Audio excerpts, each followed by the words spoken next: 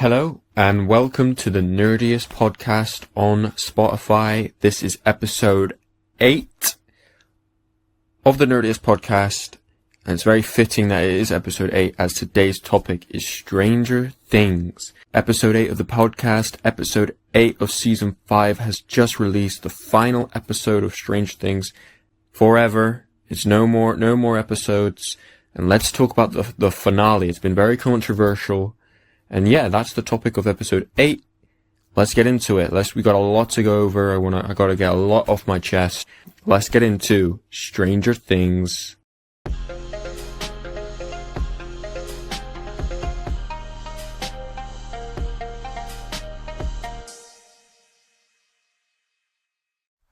So yeah, Stranger Things Season 5, the final episode of Stranger Things has just released. I wanted to make this episode, I wanted to dedicate it to Stranger Things. I have been watching it since it has released. I have seen all of season 1, 2, 3, 4, 5 multiple times. I am slowly re-watching, currently on season 1, because I just wanted to re-watch it and then watch the final episode to see if it changes my opinions. But I couldn't wait to get this episode out because it's so relevant now. It's a very controversial topic. The final episode of Stranger Things season 5 was, well, we'll get into it in a minute. I just wanted to say Happy New Year, Happy 2026. It is finally 2026. It's crazy to say it's 2026, not 2025. 2025 was crazy to say, but 2026 is crazy. So I just wanted to wish you a happy new year and expect some awesome stuff for the podcast and some awesome stuff for content wise. And yeah, just for the future ahead, it's going to be a fun time. For this year alone, we have got Doomsday, which we've talked about previously on the podcast. Supergirl we've also talked about on this podcast, and obviously we got quite recently we get Deadpool joining Marvel Rivals, which we have talked about briefly on here. So yeah, but this is not what this episode is about. This episode is about Stranger Things. I haven't talked about Stranger Things on the podcast yet. I was contemplating whether or not to do this episode, to do this topic. But I feel like I just need to because, I've been contemplating the ending of this amazing show, by the way. I've been watching it since season 1. It has been one of my favorite shows of all time. It's such a good time to watch, what the Duffer Brothers, who are the creators of Stranger Things, have done with these characters. You cannot deny it. It is fantastic. It's fantastical. You've got the demogorgons, you've got Vecna, you've got 11, that whole sort of season 1 would always, I like to say that each season is a very different, show. So season 1 was a very different show to say season 4 or season 3. I like to say that season 1 was more of the grounded mystery, 90s mystery, Goonies. You got Goonies inspiration. It's very Goonies, right? So you got, that inspiration is very clear, right? Season 2 was more or less some of the same as season 1, but it was so different. We got the introduction of Max, obviously, such a big character, and Billy, who I really like as a character. I think he's one of the best characters in the show. But yeah, we'll be getting into all these different characters, all my opinions on the final episode, but also the show as a whole, right? Because the show itself has ended after 10 years, which is such a mega moment. It's such a modern phenomenon. The show has been so relevant for those past 10 years that now that it's stopped, I'm a bit sad and a bit disappointed that it's over, really. So yeah, did Stranger Things have a Game of Thrones moment? So if you do not know, Game of Thrones famously had a very bad final episode, and fans were very disappointed with it. I personally haven't seen Game of Thrones, but I have heard of the bad, finale, and how negative it was received, and people saying, "Oh, yeah, they've done a Game of Thrones here." So,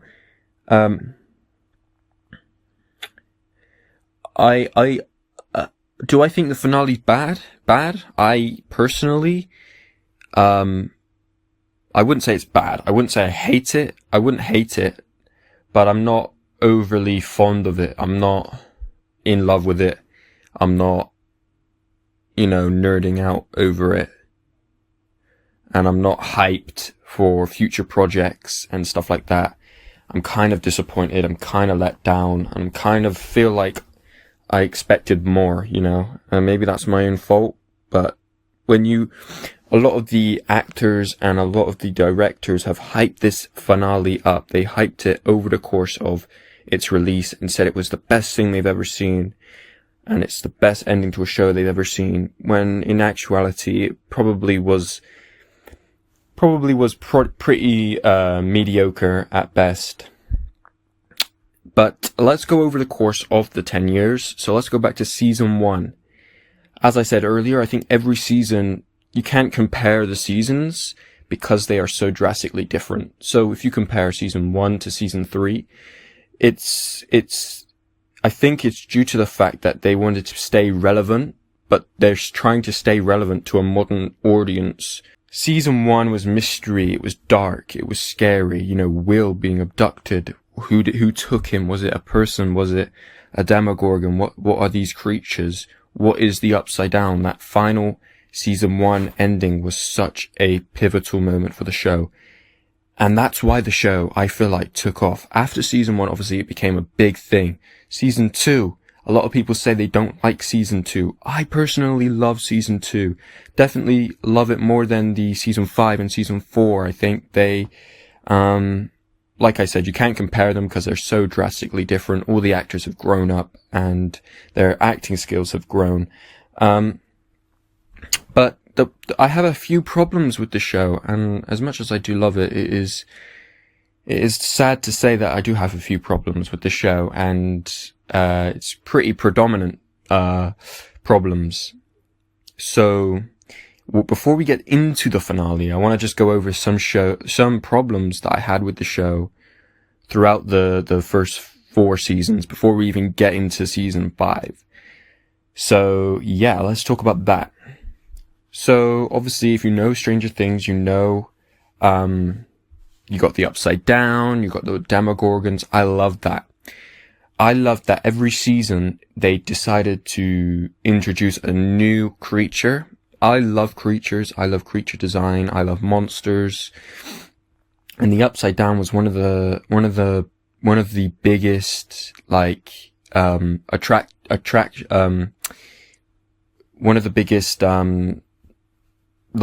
made me want to watch on when I was watching it in season 2 and 3. I wanted to see what the Upside Down was. I wanted to see more of the Upside Down. I wanted to see creatures. I wanted to see these weird demogorgon, no-face tool, scary creature designs. I loved that. I ate that up so much. And, but every season they introduced a new big bad, right? So in season 1, it was the demogorgons. It was the introduction to the Upside Down as a whole. They didn't really get into much of the Upside Down in that first season. They introduced it, and that was more than enough. Season 2 was the,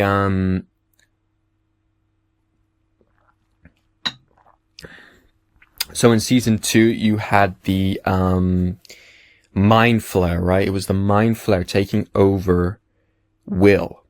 And it was Will being possessed and Will being a spy for the Mind Flare. And then obviously at the end of season 2, the Mind Flare comes up to the gate and you can see its face. And that was such a shadowy creature, and it was so perfect.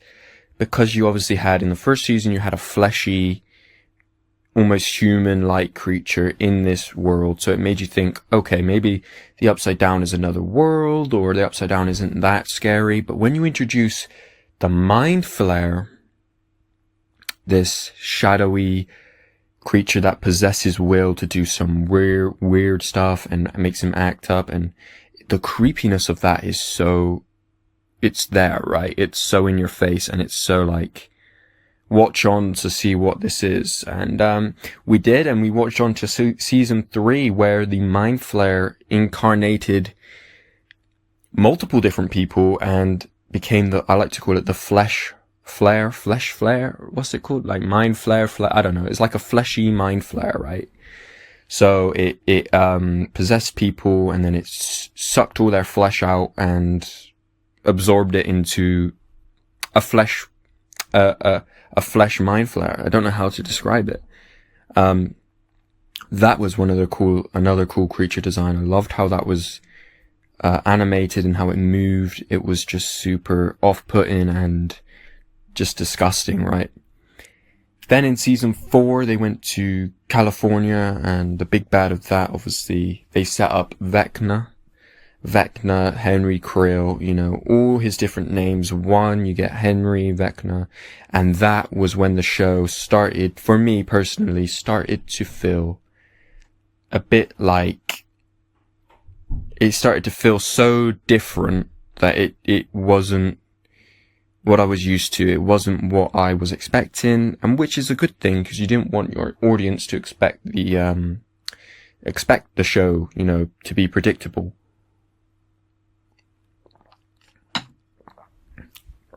But when they introduced Vecna in season 4, it was sort of like, okay, who is this? Who is this character? He's just come out of the blue. He's sort of like a demogorgon. He's sort of weird in a way that he's sort of like I like to say that Vecna is a combination of the demogorgon, of the Mind Flayer, the way he puts people in a trance, puts people under their mind flared, right? And he looks like a demogorgon, and he looks just like human as well. So it was very like, it was cool, but it was like, well, we've already had this. So it was just a combination, which I didn't mind. I didn't mind that. I think I love Vecna as a villain. I think the whole like Nightmare on Elm Street, Freddy Krueger vibes of him really worked for this show. And, I love that. I love Henry. I love, Freddy Krueger, very scary guy.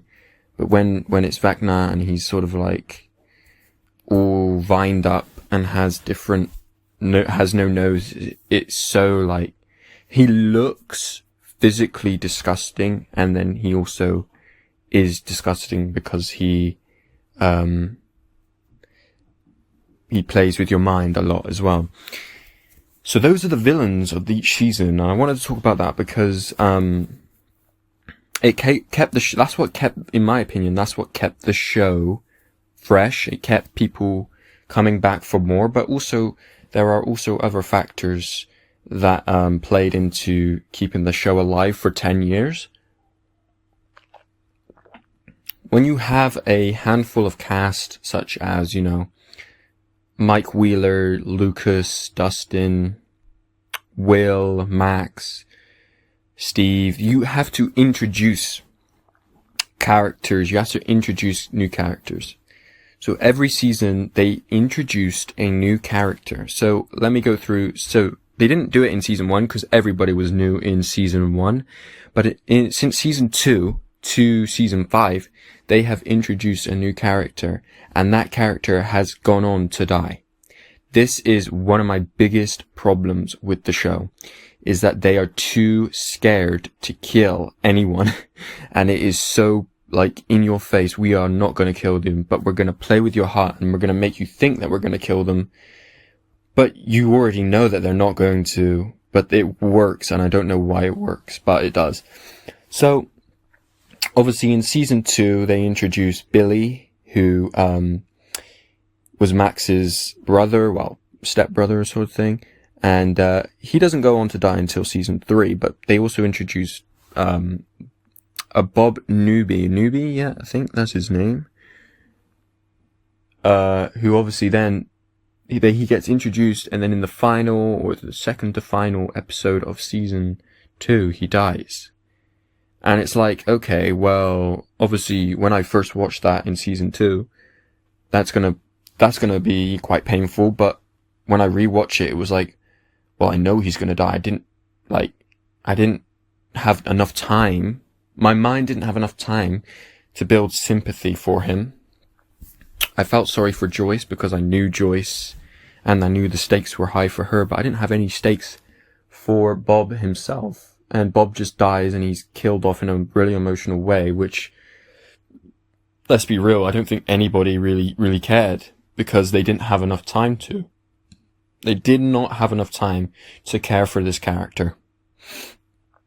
If you were crying when Bob Newby dies, I don't think you should be watching TV shows, because in TV shows, you need to make sure the stakes are high, especially on Stranger Things, when you're fighting interdimensional beings like Vecna and demogorgons. Somebody's going to die, you know? You're not all humans, you know? You've got 11 and you've got people who have powers, but most of them are human. I feel like they should have, in season 2, killed off at least 3 or 4 people.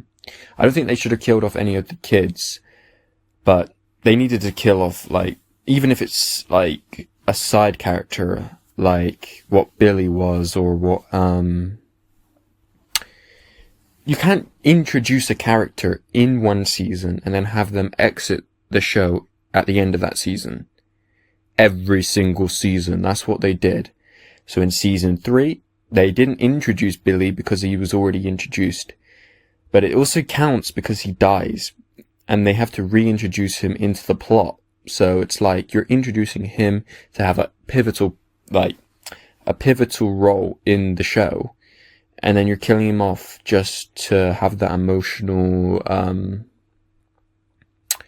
relay. Like, so if you're scared that, you know, Hopper might die, no, Hopper doesn't die, Billy dies, and then it's just like, well, I just wasted my emotion on Billy because I don't even care. Billy was an asshole most of the time.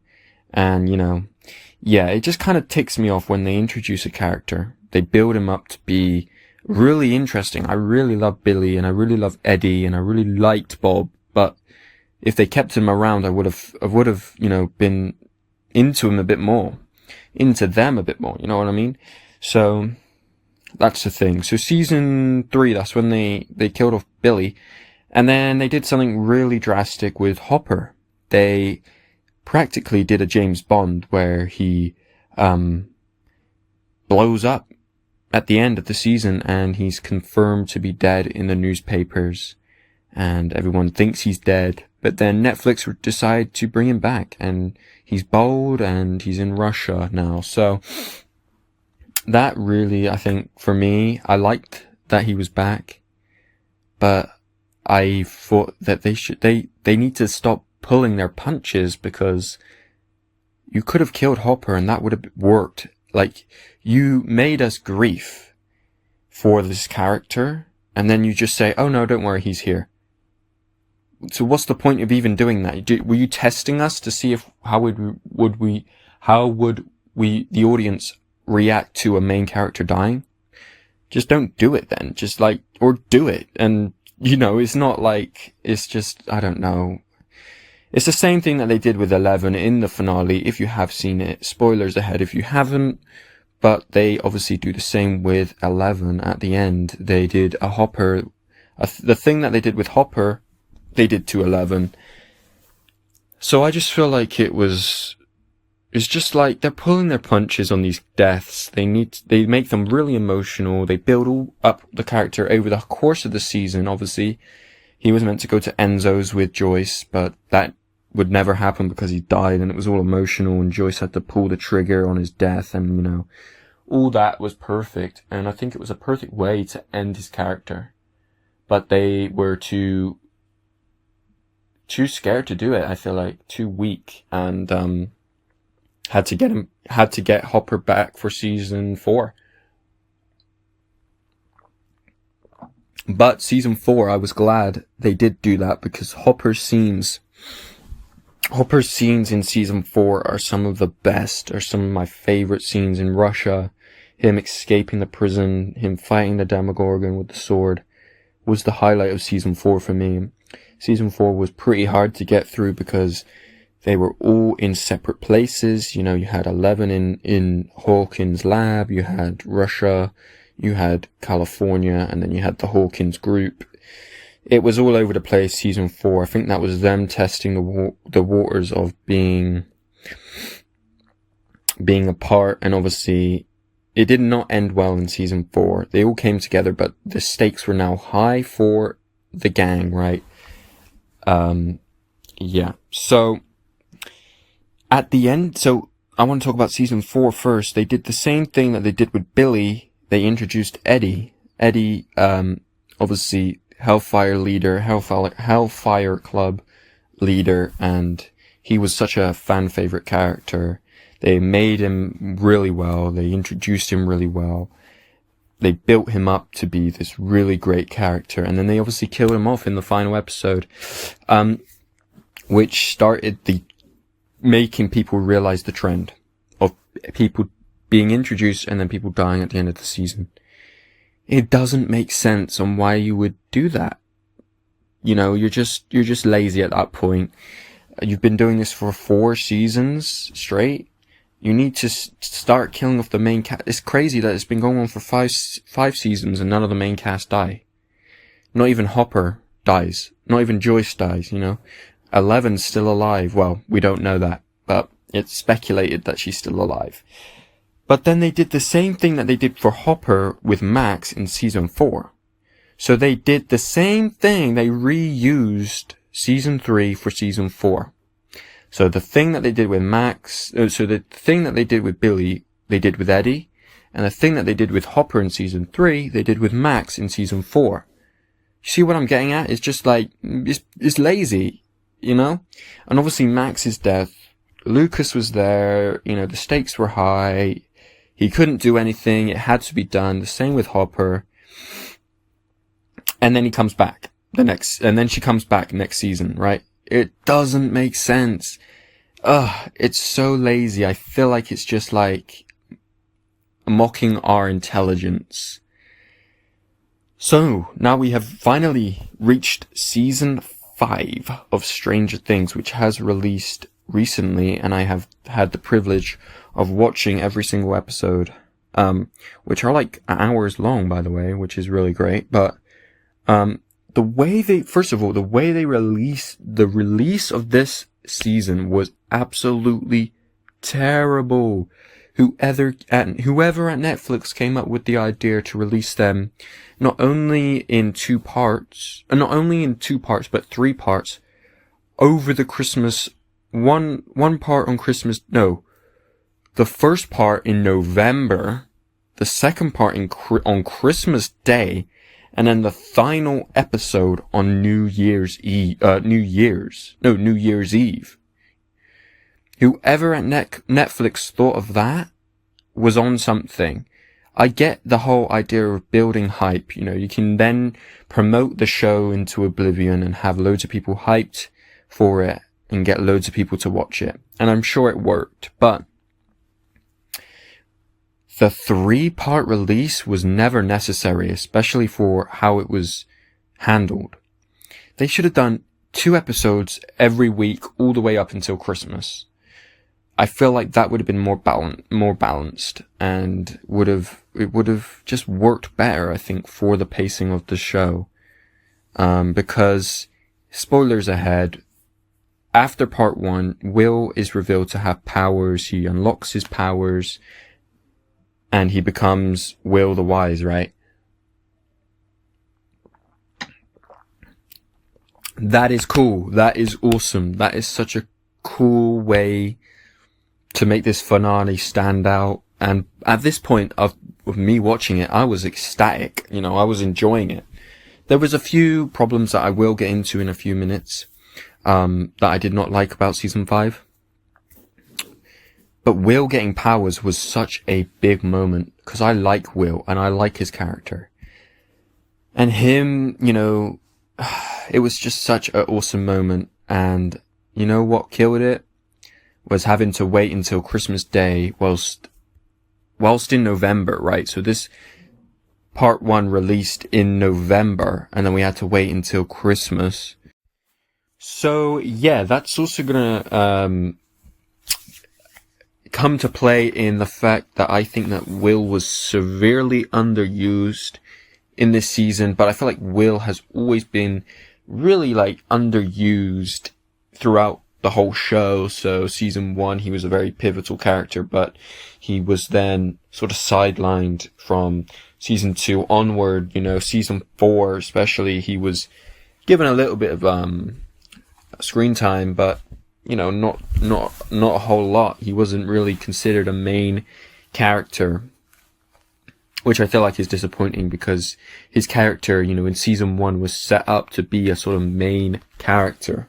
Everybody was trying to find Will, and he seemed like really, really important. But that's not necessarily. It's going to be hard to make, you know, one character shine, because there's so many characters in this show, which, you know, I did say earlier, they needed to kill loads of different characters off, because now at the finale in season 5, you've got, you know, more than a handful. You've got a whole load of characters that have been here since season 1 or season 3, like Erica. But you have all these characters that you do not want to let go, and you're trying to catch every single. You're juggling with these characters. The group is too big. It's no longer Will, Lucas, Dustin, and Mike. It is now Will, Dustin, Luke, Lucas, Max, 11, Hopper, and then you got the teacher guy. You got Erica. You got Jonathan, Steve, Nancy, Joyce. You know, I just think that it was so. I feel like that final episode was super rushed. I feel like they panicked a little bit. They maybe didn't foresee this many characters, or maybe they did. But everybody, you know, if you have these many characters in the show, you need to utilize them. Otherwise, they're just going to fall into the background. And that's what happened with, I think, Joyce, and I think Will as well. If you ask anybody from part 2, if you didn't watch part 1 and go into part 2 without the context of part 1 of Will having powers, I can guarantee you will not think that he has powers. Yes, he does connect to the hive mind, and it's mentioned, but he was not shown to have powers. I wanted him. This is what I wanted. I wanted Will, 11, and Callie to fight Vecna with their telekinetic powers and their awesome hive mind abilities, and the 3 kids, the trios, take down Henry, and they become the hero of Hawkins, and, you know, it's a big epic fight scene, and Vecna struggles against the power of Will, and Will overcomes his demons, and he gets to live out his life knowing that he has overcome his demons and has fought off evil, right? That would have been such a good closure for this character who started this whole show off. You can say, oh, but 11 started the show. If 11 didn't meet Mike, Dustin, and Lucas, they wouldn't have started the show. That's such a lie. The reason they were out in the forest and found 11 was looking for Will. Will started this, and he should have ended it in a heroic way. He should have... I don't know why they gave that moment to Joyce. You know, that moment when Joyce decapitates Vecna, it just seems... I can get it from a certain point of view, but it would be more suitable for Will to take that mantle and to be that person who strikes down his own devil. You know, the person who traumatized him when he was a kid. I feel like he should have been more used in the second half. I think in the first half he was utilized really well, and that's why I prefer the first half to the second half. But the second half and the final episode, Will was backlined again. He was backlined, and he was considered a side character in my eyes. I think that he should have had more time with his powers, with his, whole, I was here. He was the guy, like I said, he was the guy who started it, and he should have ended it, not the whole group. I feel like it should have been a more personal vendetta against Will, and, I think that's in my opinion how it should have ended. I apologize if I'm very stuttery. I'm just trying to get this off my chest because it is really quite annoying. You could have done anything with this show. You could have had this show go on for 10 seasons, and you still wouldn't have had enough time to explain everything. The reason why this season 5 finale fell so flat was because the Duffer Brothers, they have created a world of the Upside Down, the demogorgons, vecna, all these telekinetic powers. You got Dr. Brenner, all these people. And they couldn't help themselves but evolve the world. And I can understand that, because you're creating a whole original world, a whole original concept. But the whole idea, another problem that I have with season 5, was Dr. K. And the whole Upside Down army, corrupt government, that was not needed. At the end of the day, it was not needed. The only reason I could see it was needed was because of Callie's role. Obviously, she was prisoner, number 8. She was prisoner in the Upside Down base. Which, by the way, why would you put someone there like that in the Upside Down? I mean, it's just kind of dumb, I think. It's like in your face prison, the most in your face prison. But anyway. So they set up a base. So the end of season 4, obviously, the Upside Down is revealed to the public, and the army sees control over it and the whole gate, and they have to start sneaking things into the Upside Down and do the whole mission thing, which I love that. I love that whole, I think that's what Stranger Things excels at, is being adventurous and sort of Mission Impossible style, editing and stuff. That was a really great way to start season 5 off. But the whole Dr. K, she was just a Dr. Brenner ripoff. And it's Dr. Brenner, don't even get me started with Dr. Brenner, because he seemingly dies in season 1, and then he comes back in season 4, and then he dies in season 4, and then now they've got Dr. K, who's his mom or something. They look so similar with the grey hair. It's why kill off that character if you're just going to have another character take its place? You could have easily gave Dr. K's lines to Dr. Brenner, and it would have been, more emotional for 11, and it would have been more of a tied sort of knot, you know what I mean? To have this character from season 1, why even bring him back for season 4? Just bring him back for season 5, right? It makes no sense to me why they didn't just keep him alive and utilize him here. It would make the stakes a lot more personal, and it would then also allow for that nostalgia moment from season 4 to be in the final episode, you know what I mean? So it's more of a sentimental as well. But, out of all the problems, that's probably a minimal problem, but the whole pregnant women and the base in the Upside Down, I just did not like that one bit. I can get the base in the Upside Down, and I can get them imprisoning Callie, but the whole pregnant women, it just didn't lead nowhere. And I thought it was just pointless. They should have used the army as well. They should have amped them up. They should have, have them train demogorgons, or have them utilize the Upside Down, have them be more of a threat, because they get rolled by the demogorgons, don't they? And, I just feel like they're not threatening enough. But yeah. Anyway, so those are the few problems that I had with, season 5. I think, personally, season 4 and season 5 just made a whole mess of the show, because it was trying to evolve, but it had no room to. The problem with TV shows, if is you have episodes. You don't have, a 2-hour-long straight film. You have episodes and you have to pace them. You have to pace them like an episode so that people are engaged, don't get bored by all the explanation and all that. So I think they did a good job in that regard of like pacing the episodes, making sure that it makes sense and that the audience follows. But yeah, let's get into some characters here. So I talked about Will earlier and how he was underused. I feel like you unlocking his powers should have been more utilized, in my opinion. It just doesn't make sense why you wouldn't like pull from that. You're giving a character powers. Utilize it.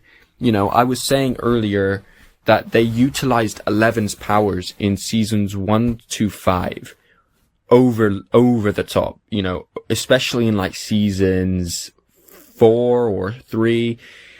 And I compare it to, if you've ever seen Doctor Who, I like Doctor Who, but I compare it to Doctor Who's Sonic Screwdriver. They utilize that to advance the story, and they utilize it a lot. And that's the way they did it with 11. They sort of just, if a door's locked, you can unlock it. If you need to pick up a key, I can just pick up a key. It's not that hard, right? And they used to do that really well. But I wanted to see Will use his powers, and his powers, aren't the same as 8 or 11. His powers are completely different. I understand that. But I don't also understand that because I don't understand his powers, what his powers are, because I didn't see his powers at all. Like I can barely remember them. Will was underused. They needed to amp up his scenes and give him more lines and stuff, just to end this season on a more personal note. But anyway, let's stop talking about Will for a sec and let's get into Hopper. So Hopper was one of my highlights of this season. So season 5, especially part 2, Hopper was so good. His acting was on top, and I loved his dynamic with Joyce and 11. And I really just enjoyed his whole performance. Was great. I liked the whole scene where Hopper was entranced by Vecna, and he was sort of freaking out because it shows him in an emotional state and how much of a broken man he was. And he's been through a lot, but from season 1 to 5, he's still that broken man. And it's so emotional because, Hopper, he thinks that 11, he's always had this connection to 11, obviously as a daughter. He treats her as a daughter.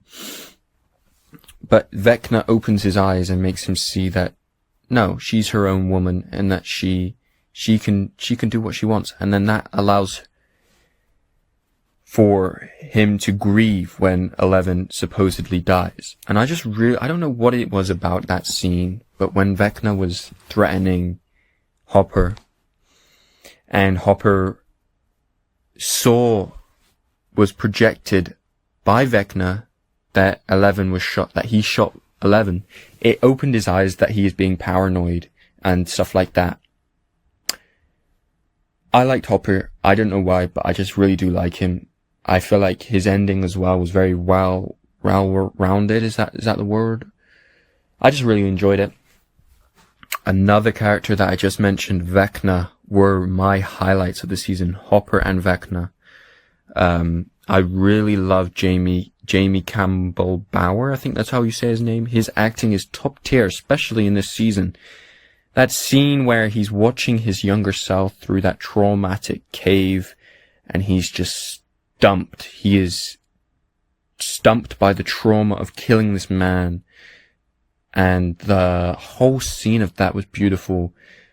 Watching this evil, almost alien character be so human and be so engrossed by this trauma was so gut-wrenching. It almost made me cry because you don't feel sorry for Vecna, but you feel sorry for Henry Creel. You feel sorry for, his Mr. What's-It face. You don't feel sorry for Vecna. but you should, because Henry Krill is Vecna, and Vecna is one, and one is, all the names, So I really loved that approach to the character, and fleshing him out to be a more human monster. And, I think I can kind of gather the story. The story was sort of all over the place, but, I think they're insinuating that Vecna is the host of the Mind Flayer, and he sort of is in control. Henry Krill isn't Vecna, but Vecna is the Mind Flayer controlling Henry, if that makes sense. And he sort of, is twisted by the Mind Flayer, 100%, like Will was in season 2, I guess.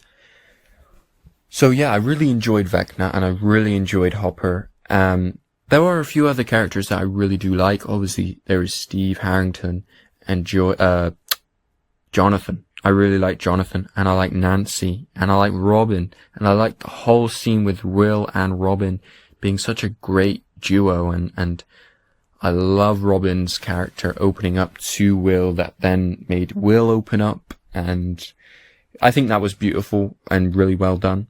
There are multiple plot holes throughout the whole show that are going to go unanswered because of the end, because of the way this whole show is wrapped up.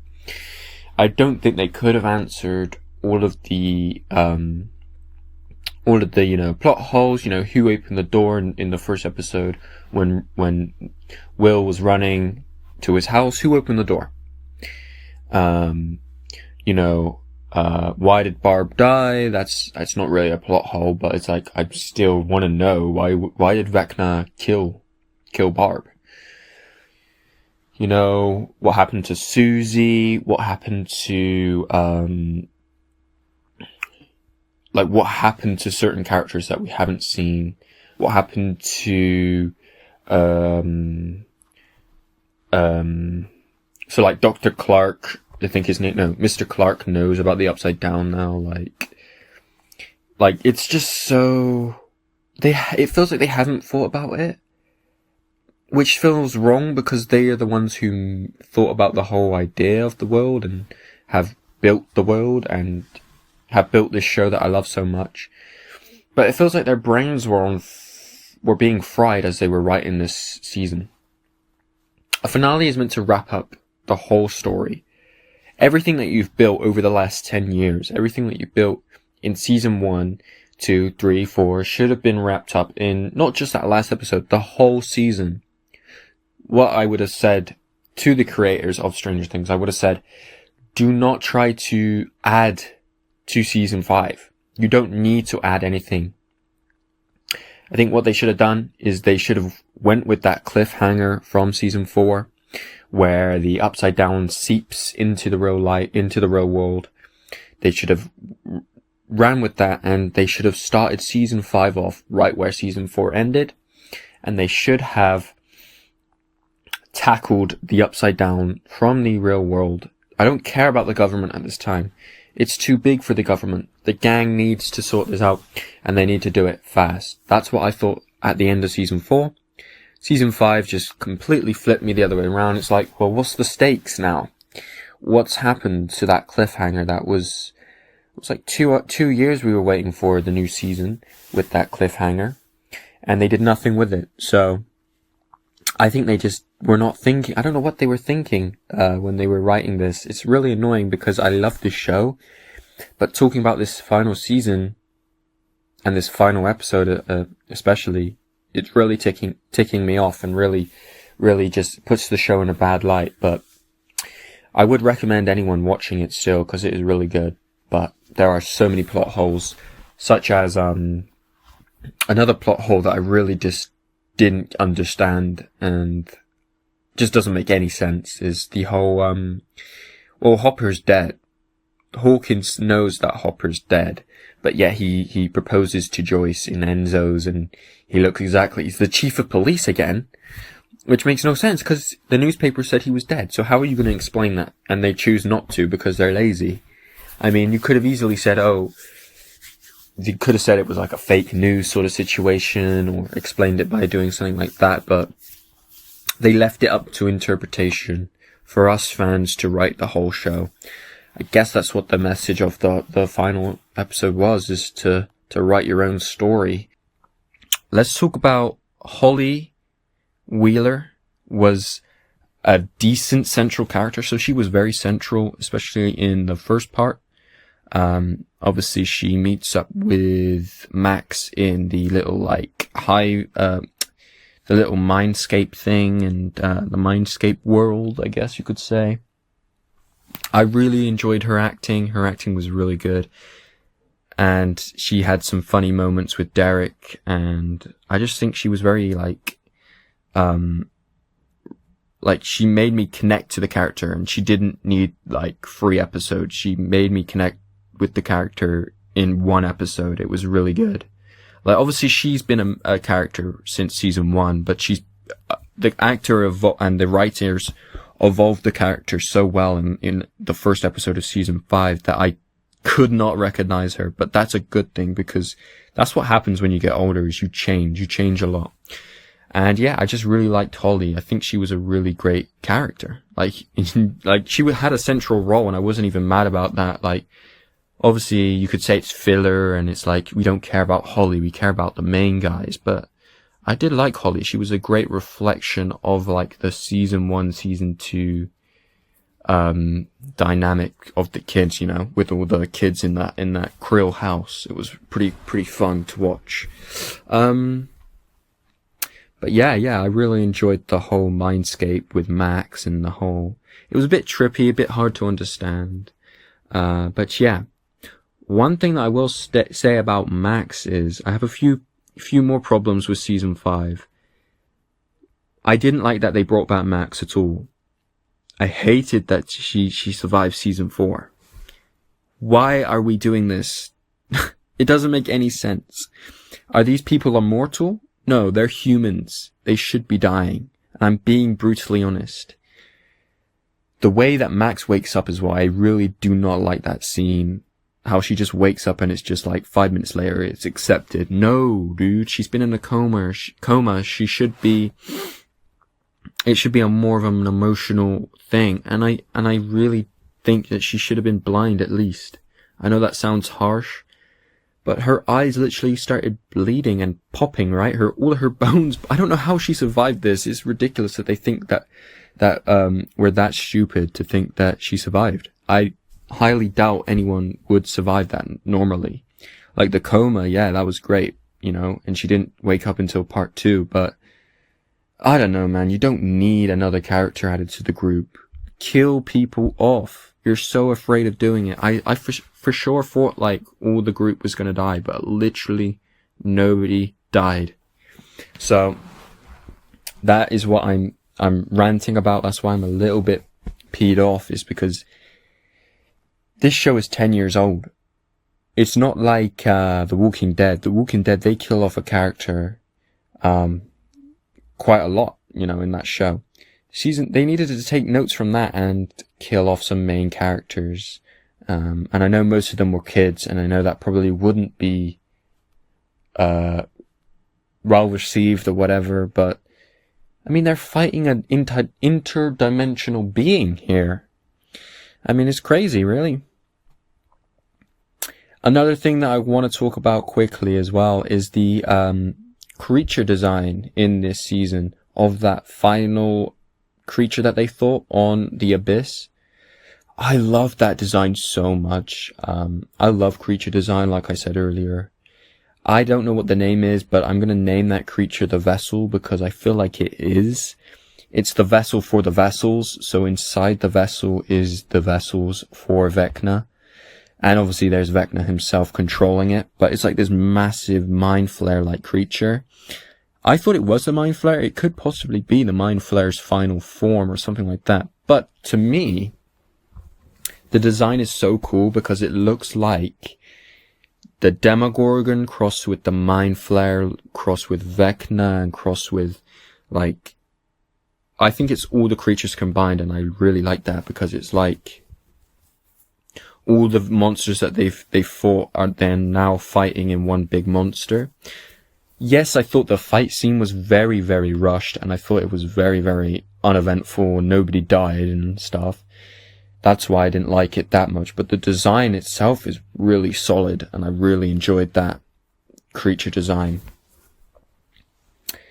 But yeah, let's talk about Vecna's death and the whole finale. I can't speak. The whole final scenes and stuff. So obviously Vecna gets impaled by that like thing, which is also very dangerous to have in your like office. I don't know why he decided to have that in his like office, but there we go. That's how you die. So yeah, he pretty much gets soloed by 11, which is very disappointing. I would have liked to see the whole squad taking punches at him, but I can get it because she is the main hero of the show, so I can get that to an extent. But she doesn't have the emotional trauma that Will would have, right? So that's why I also feel like Will should have had a strike at Vecna. But let's talk about it. So he literally gets impaled, and he's like moaning and groaning, and then they all gather round, and they're all looking at him. Joyce comes up, she pulls out her famous axe, I don't know where from, but she just pulls it out, and she starts whacking at his neck, and every whack is a scene of somebody who's died. So you get a scene of Eddie, and you get a scene of all the trauma. You get Bob, you get, all the characters that have passed. And it's like a big thing, and it's like the whole party's there, and, they're all seeing this happen, and it's like the whole show is over, right? The evil is being conquered, and they can all go home and eat Eggos, I guess. It was very disappointing.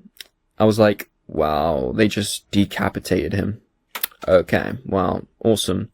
So they've destroyed Henry Krill, which in theory destroys the hive mind and all that blah blah blah, which I think is very just weak writing, because whatever, like, Henry Krill is being controlled by the hive mind. That's what I thought the whole show. So they kill the body of Henry Krill.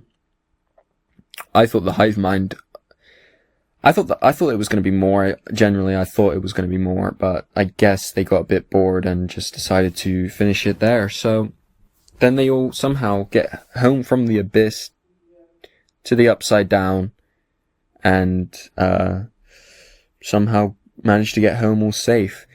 And then the final scene, I don't even want to talk about it because it kind of is kind of annoying. But obviously 11, she's in the upside down. She jumps out of the van or something. I don't even know what happens. I think it's left up to speculation. Like a lot of things in this show is, they've left up, like, why Barb died. Why was she even killed? I don't even know. You tell me, sort of thing. So the way 11 dies, or theoretically dies, is up to you, I guess. So I can't really talk about it. But I do think it is a pretty emotional scene, I guess, but I feel like it's just very disappointing in general. But yeah, those are my thoughts on season 5 and the finale of Stranger Things. It's all a bit of a blur, really. I kind of need to rewatch it. But yeah, I'm just overall just kind of disappointed and a bit sad that this show has ended on a bad note. But yeah, I've been yapping for a while now about Stranger Things. I do love Stranger Things. Like, it's one of my nerdy interests, so I'm glad to have talked about it for this long. But yeah, Stranger Things Season 5 out now. Go watch it. Tell me your thoughts. And yeah, until episode 9, this is Charles the Nerdiest, out.